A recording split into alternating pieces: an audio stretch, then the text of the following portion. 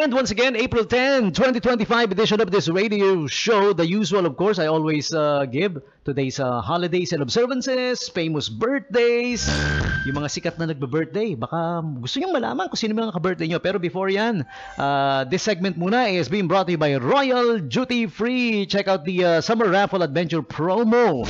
Ongoing to hanggang, I think hanggang May 31, 2025, ang Summer Adventure Raffle promo wherein the grand prize is trip for 4 to Phuket, Thailand. Wow! Ang social naman ng premyo. Trip for 4.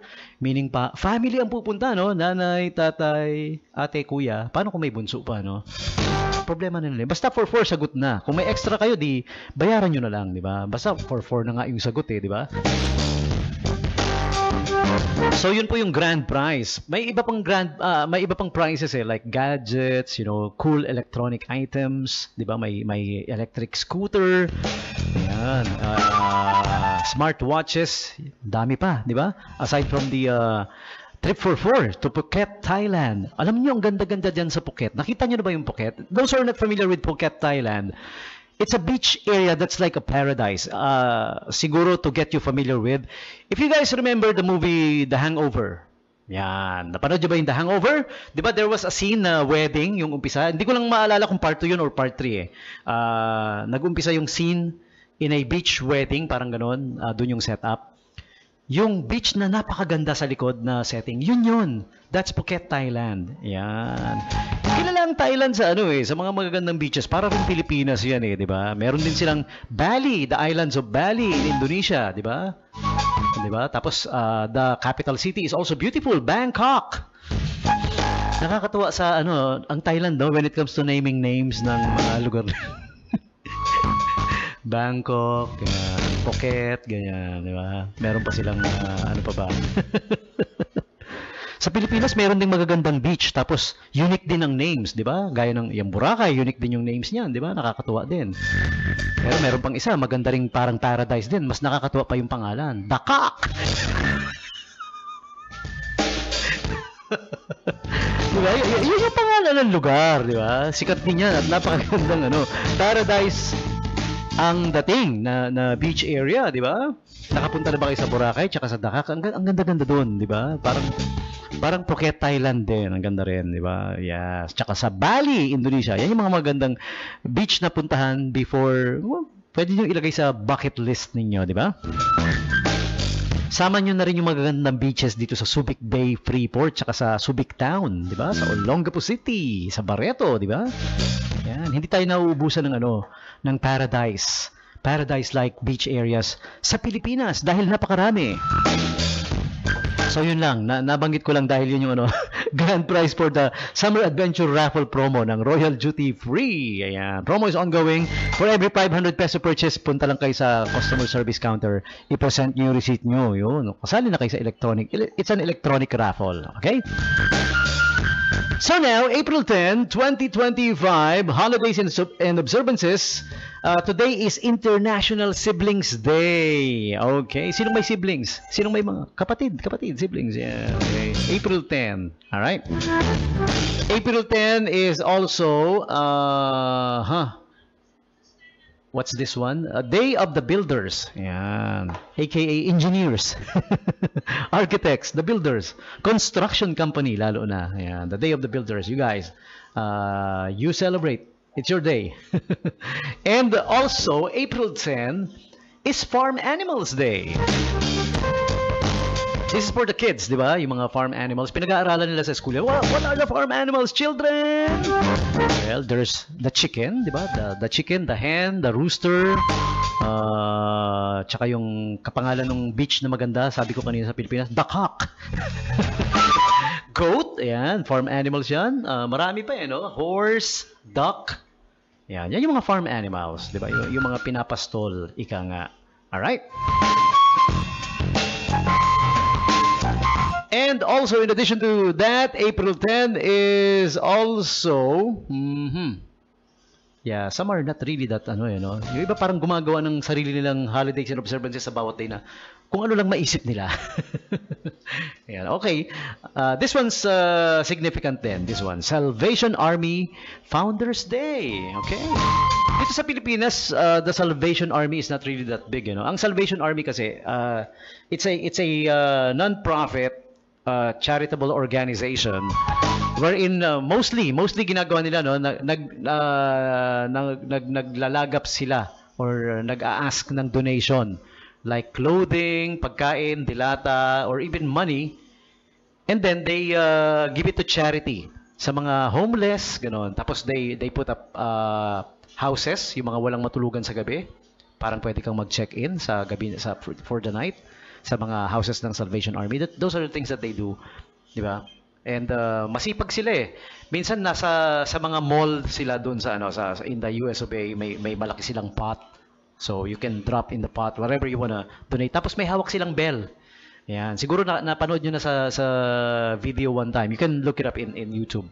Usually yun yung setup, di ba? May bell silang hawak-hawak, kumakalembang. Pag narinig mo na yan, alam na nila yan sa kanila doon. Ayan. Doon sa amin sa States. Alam na nila, Salvation Army yun. Ayan. They accept donations of all kinds.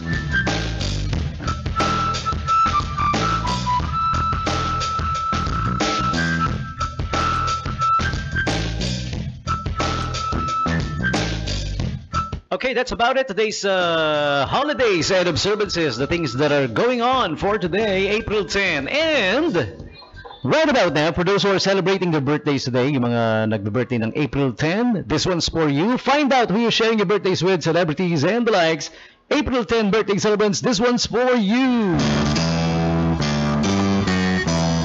Happy birthday to you, happy birthday.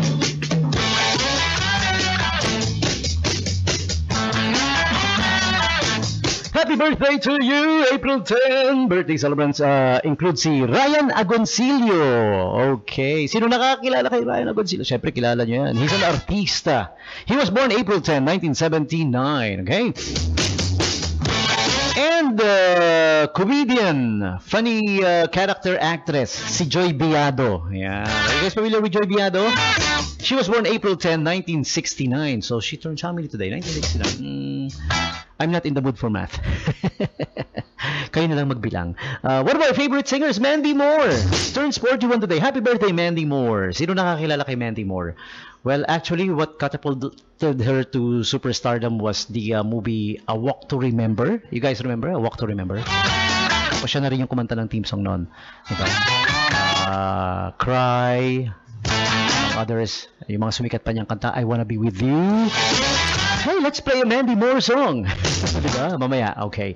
And David Harbour, of one of the lead characters of the hit series Stranger Things. Alright, who's a big Stranger Things fan out there? Taas ang kamay. Sino? Hindi ko makita. You! Alam mo, whenever they would debut yung new season, grabe, they always break the internet, no? Oh, parang yung internet parang lumulundo, babagsak sa heavy gut ng kanilang impact ng Stranger Things. Grabe. Always breaking records. David Harbour turns 50 today. Uy, golden boy. Si David Harbour is the what's his name there? I forgot. Ano yung name ni David?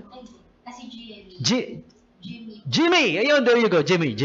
I just know he's the parang father figure and opposite. He plays opposite Winona Ryder. Yun. All right. Next up we have happy birthday also to Daisy Ridley. Movie actress Daisy Ridley turns 33 today. She was in Star Wars The Force Awakens. There you go. All right. And she was also in the film Scroll and Silent Witness.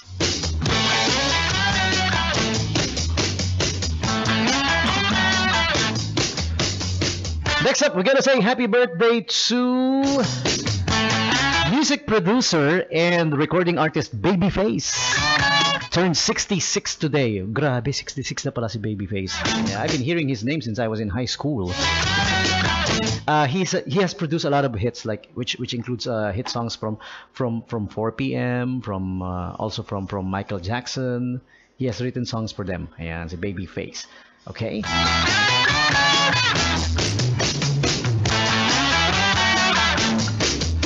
And Steven Seagal turned 73 today. Ayan, movie actor. Alam nyo, being a voice talent, isa sa mga naging voice talent ko noon is imitating Steven Seagal. Ewan ko kung kaya ko pa. Try ko ha. May commercial kasi siya sa TV dati. Sabi, I found gold in the Philippines. Yun, that's the one. If you guys remember that.